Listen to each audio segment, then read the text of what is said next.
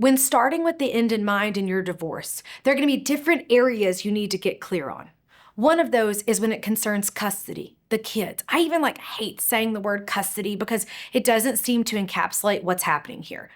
What's happening is the way you interact with your kids and the way your partner interacts with the kids is going to be completely different after divorce. And that's kind of the point, and it's also the really hard part. And it's that part when you get clear and you get really drilled down, it may be hard for you.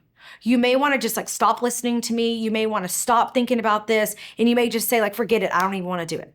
But that's the thing, you can't.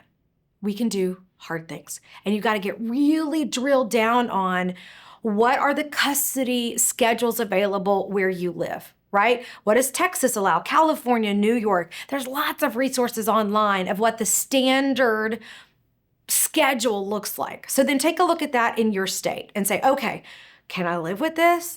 How does that sit with me? Are there any parts of it that really don't jive that I just cannot have happen? And get clear on that. For me, I live in Texas, and when thinking about custody stuff, if I could go all the way back and do it all over again, I would get really clear on Easter. I didn't really know this about myself. I really care about, even talking about it, I really care about the Easter holiday. And often I don't get to spend that time with the kids.